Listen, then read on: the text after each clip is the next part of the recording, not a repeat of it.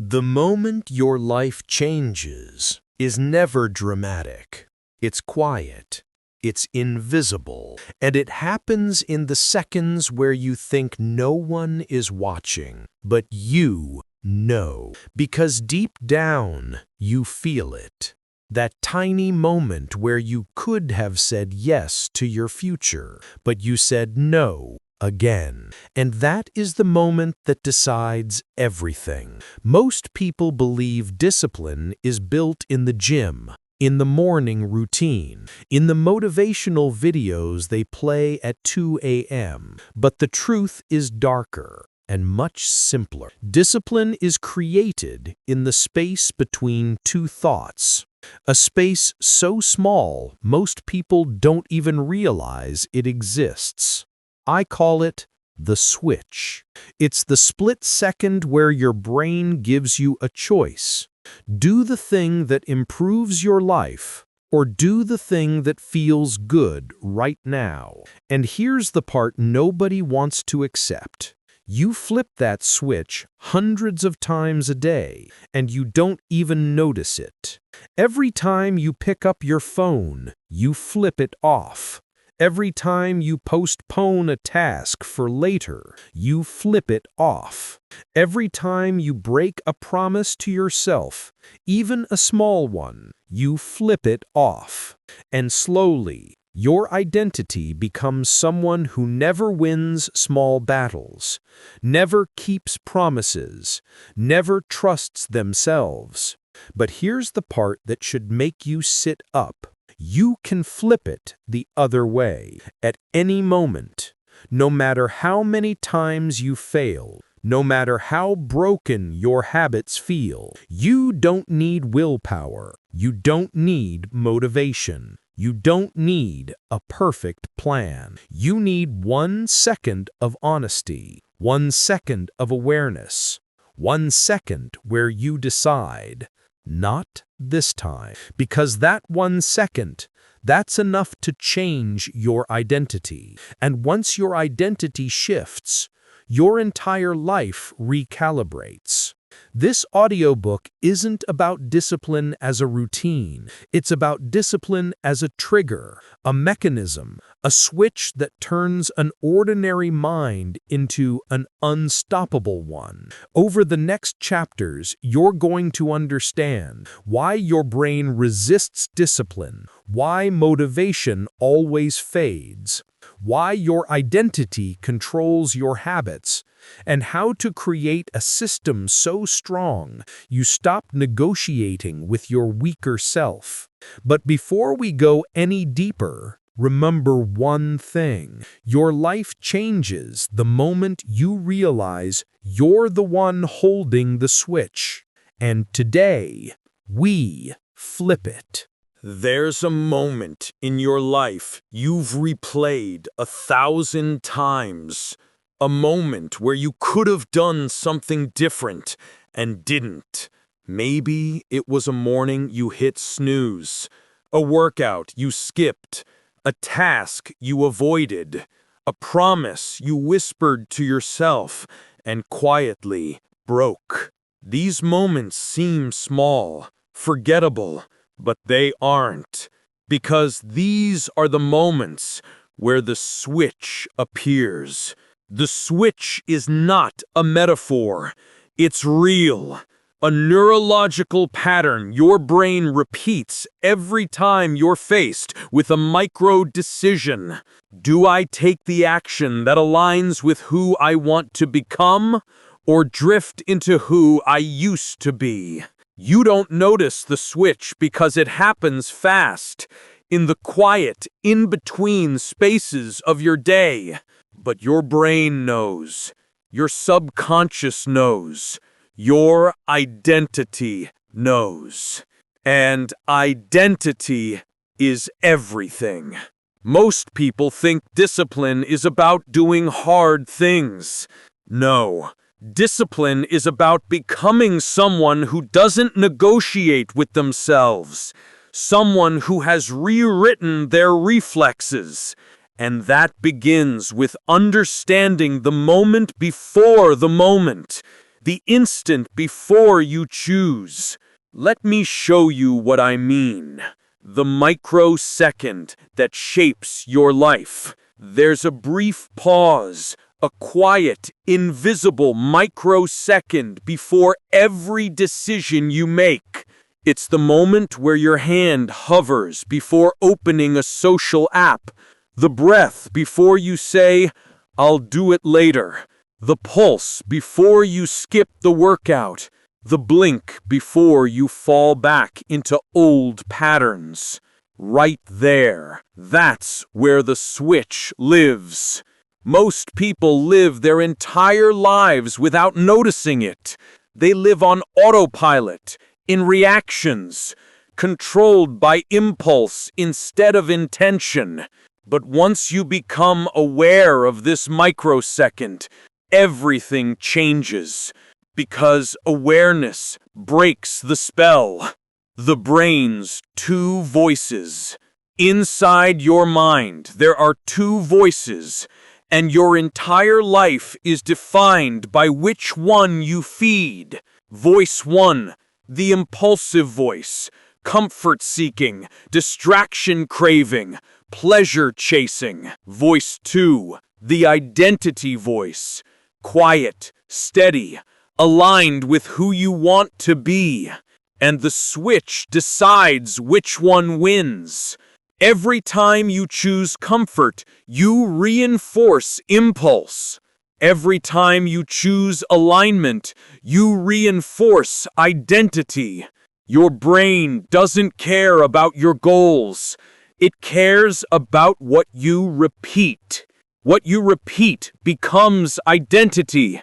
Identity becomes discipline.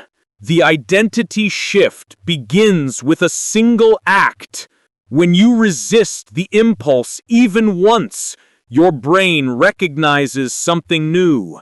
We do things differently now. This is the seed of identity change. You don't need a perfect week. You don't need a transformation. You need one small action aligned with your future self. That's the moment you flip the switch. Anatomy of the switch. What does flipping the switch look like? It's not heroic, not dramatic, not a cinematic montage. It's quiet, simple, almost unnoticeable. It looks like standing when your mind wants to stay seated, opening the book when your body says, "Not now," putting down the phone when the impulse says, "Just 5 more minutes." These small movements are the birth of discipline. The door you don't know you're standing in front of. Every day you stand before invisible doors. One leads to your future, the other to your past. You choose without noticing. Choose based on habit, not intention. But when you flip the switch, you walk through the door that leads forward, not backward. The first flip changes everything. Every transformation in human history started with one flipped switch.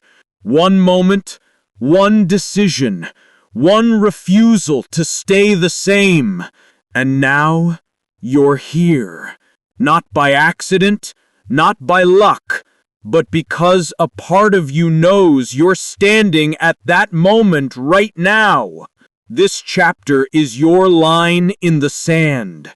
This chapter is the moment you stop drifting. This chapter is the moment you feel the switch in your hands. In the next chapter, we dive into the internal battle, impulse versus identity, and how to win it permanently. There's a war happening inside you, not a metaphorical one, a real one, a neurological conflict that determines every habit you've built, every promise you've broken, every transformation you've tried to start and failed to finish. Most people never see this war. They only see the casualties, the inconsistency, the self-sabotage, the guilt of another wasted day. But the truth is simple. You don't lack discipline. You're losing a battle you didn't know you were fighting. And that battle is between two forces inside your mind: impulse and identity. Impulse, the voice that wants comfort now. Impulse is fast. Impulse is loud. Impulse is ancient, older than civilization, older than logic, older than the idea of a future self. It wants one thing: short-term reward, comfort, ease, distraction, anything that removes effort. Impulse is the reason you reach for your phone without thinking. It's the reason you avoid hard tasks. It's the reason you stay exactly where you are, even when you say you want to grow. Impulse represents who you've been. Identity, the voice that wants your future. Identity is slow. Identity is calm. Identity doesn't chase pleasure. It chases alignment. Identity asks one question: what would the person I want to become do right now? Identity is the voice of your potential. It already knows who you could be. It's waiting for you to choose it. The internal war you're fighting every day. Inside you, a battle plays out constantly. Impulse wants dopamine. Identity wants direction. Impulse wants escape. Identity wants evolution. Impulse wants comfort.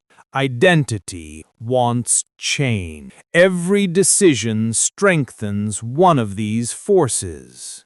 There is no neutral. Every choice is a vote. Every action is alignment with your future or your past. Why impulse feels stronger? If impulse feels stronger than identity, it's not because you're weak. It's because impulse has been trained longer. Every time you avoided discomfort, you trained it. Every time you postponed action, you strengthened it. Every time you drifted, instead of directing, you rewarded it. But identity only needs one moment to start gaining power. One honest moment, one aligned choice, one act of saying, "No, not this time." These moments change everything, because each time identity wins, you're not just building discipline, you're rewriting who you are. The hidden reason you break promises to yourself. Most people think they fail because they're lazy, but the real reason is deeper. Your subconscious does not trust you. Every time you say, "I'll start tomorrow," your subconscious learns something. Your words don't mean anything. Identity ends that fight. Every small action aligned with your future self rebuilds the connection between who you are and who you want to be. Identity is a lock. Discipline is the key. People try to build discipline by forcing habits. But the secret isn't to fight impulse. It's to reinforce identity. Impulse weakens when identity strengthens. Your identity locks your future in place. Discipline is the key that opens it. And this is where identity starts winning. You're going to feel it, not in a dramatic way, but in a quiet shift. You'll notice you're doing the thing you used to avoid, not because you're motivated, but because betraying your future self no longer makes sense. That's the identity shift. That's the win. That's the moment the switch stays flipped. In the next chapter, we build the structure that makes winning inevitable, the architecture that removes resistance and makes discipline automatic. There's a reason disciplined people seem different. It's not that they're stronger than you, it's not that they have more willpower, and it's definitely not that they're born with some rare mental advantage. They simply built something you were never taught to build: architecture, a deep mental and physical structure that carries them forward even on the days they feel tired, unmotivated, or broken. If chapters 1 and 2 revealed the switch and the internal war, this chapter explains how to create a life designed so that discipline becomes the default, not the struggle. Because here's the truth: you don't rise to the level of your goals, you fall to the strength of your structure. Your life right now, every habit, every result, every failure, every moment of progress is a reflection of the architecture you've built or neglected. Today, you rebuild that structure from the ground up. Architecture Principle 1.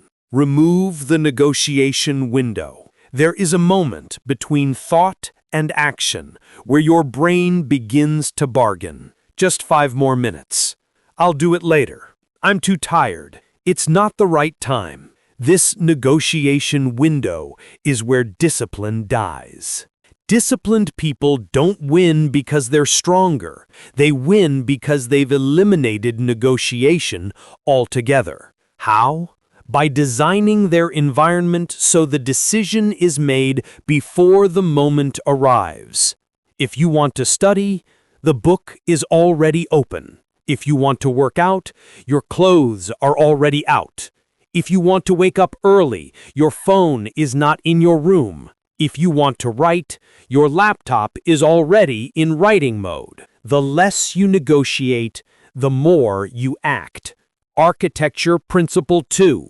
Build tiny, unskippable routines. Most people fail because their routines are fantasies. Too big, too dramatic, too difficult to sustain. Unbreakable discipline isn't built with massive routines. It's built with tiny, unskippable ones. A routine so small you can't justify skipping it. A routine so consistent it becomes identity. A routine built on a simple rule. If it's easy to skip, make it smaller until it's not. 5 push-ups, 30 seconds of cleaning, 1 paragraph, 1 minute of reading, 2 minutes of journaling. Small routines bypass resistance and build momentum. Momentum builds trust. Trust builds identity. Identity sustains discipline. Architecture Principle 3. Anchor your actions to time and place. The brain loves patterns. It loves predictability. It loves anchors. This is why habits stick when they're attached to something concrete. I exercise at 6 p.m. in the living room. I study at 9 p.m. at my desk. I meditate for 3 minutes after brushing my teeth. Time plus place equals cue. Cue equals action. Action equals identity. You don't need motivation when your brain knows the sequence. Architecture Principle 4. Use containers, not endless tasks. One of the biggest killers of discipline is the endless, undefined task. Work on my project. Start getting into shape. Organize my life. These aren't tasks. They're emotional weights. Disciplined people use containers instead. 20 minutes of focus, 10 minutes of cleaning, 15 minutes of writing, 5 minutes of meditation. When a task has edges, a beginning and an end, your brain cooperates. Architecture Principle 5. Build friction against your worst habits. You can't rely on willpower to stop behaviors that hurt you. You must build friction. Make the bad habit slightly more difficult. Not impossible, just inconvenient. If you scroll too much, put your phone in another room. If you overeat, don't keep tempting food in the house. If you waste time, block the websites. Every layer of friction weakens impulse and strengthens identity. Architecture Principle 6.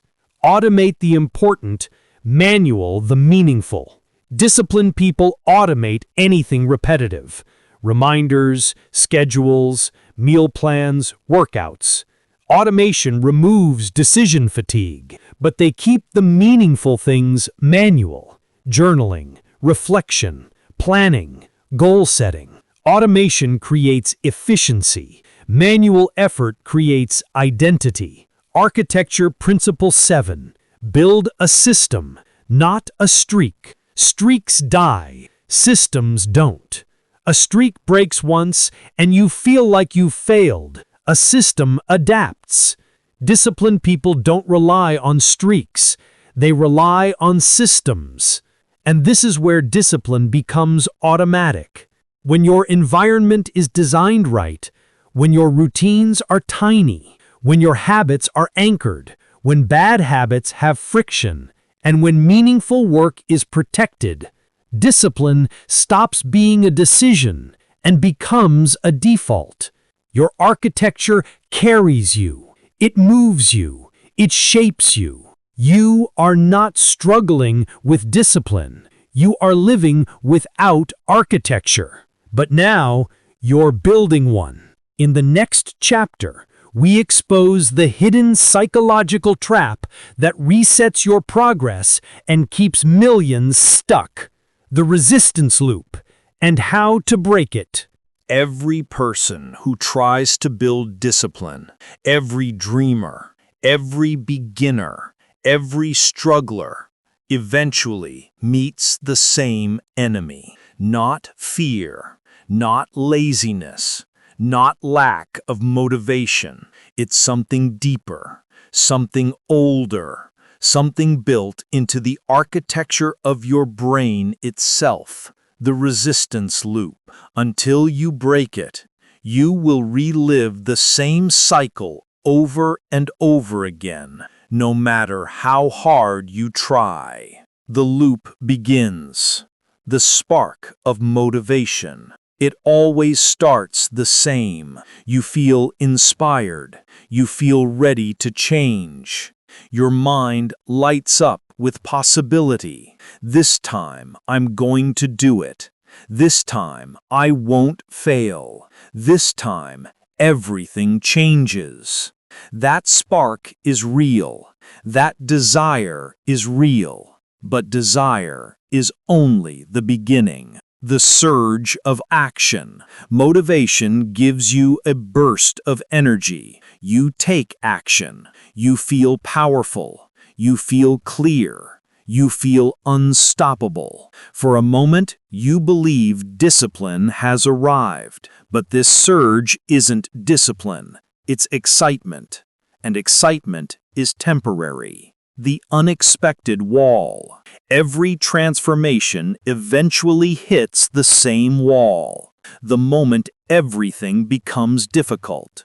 The moment where discomfort shows its face. The moment your brain whispers, "Wait, This is harder than I expected. This doesn't feel good anymore. Maybe I'll just take a break. This wall is not a sign something is wrong. It's a sign something is working. Resistance always appears right after momentum begins. The quiet justifications. This is where the loop tightens around you. Your brain begins to justify quitting. I've been consistent. I deserve a rest. I'll restart tomorrow. I'm tired. I'm stressed. It's not the right time. These are not truths. They are strategies. Strategies your brain uses to protect you from discomfort. The collapse. You skip one day, then another. Momentum dies quietly. Guilt appears. Shame follows. You begin to think, why can't I just be consistent? What's wrong with me? Maybe I'm not meant for this. Nothing is wrong with you. You simply fell into the resistance loop, the reset. Eventually, the shame grows into frustration. Frustration becomes motivation again. You make a fresh start. You restart the routine. You restart the challenge. You restart the promise. But unless you break the loop, you restart the cycle. Why the resistance loop exists? The loop exists because your brain has one job: keep you alive with the least amount of energy. Discipline costs energy. New habits cost energy. Uncomfortable actions cost energy. So your brain tries to pull you back to predictable patterns, not because they're good for you, but because they're familiar. Breaking the resistance loop. You don't break the loop with force. You break it with awareness. Shrink the action, not the goal. If you can't do 30 minutes, do 3. If you can't run, walk. If you can't clean the room, clean for 30 seconds. Tiny actions break resistance. Consistency breaks the loop. Label the resistance out loud. Say it. This is resistance. When you name it, you weaken it. The 20-second rule. Start the task. Just the first 20 seconds. Once the body moves, the mind follows. The loop breaker identity. Once you start breaking the loop, your identity shifts. You become someone who interrupts patterns, someone who acts despite resistance, someone who doesn't collapse at the wall. The loop will appear again. It will test you. It will whisper. It will bargain. But now you see it. And a loop you can see is a loop you can break. In the final chapter, you will learn how to become someone who never negotiates with themselves again. Most people spend their lives negotiating with themselves, negotiating with fear, negotiating with excuses, negotiating with their future. The highest form of discipline is the absence of negotiation. The final stage of transformation begins when you stop asking, "Do I feel like it? Is this the right moment? Can I skip today?" and instead act from something deeper. Identity. Not pressure, not emotion, not mood. Identity. The final transformation from trying to becoming. There is a point in every transformation where consistency becomes character. At first, discipline feels forced. It feels unnatural. It feels like a fight with yourself. But then something quiet happens, a shift so subtle you might miss it. You stop trying to be disciplined and start seeing yourself as a disciplined person. That shift is everything. When discipline becomes identity, you no longer act from effort.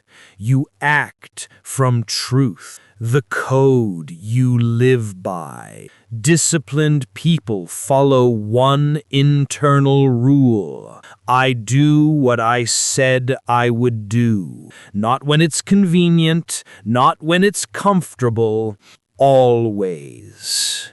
This doesn't mean perfection. It means integrity. And when your identity is strong, your excuses become weak.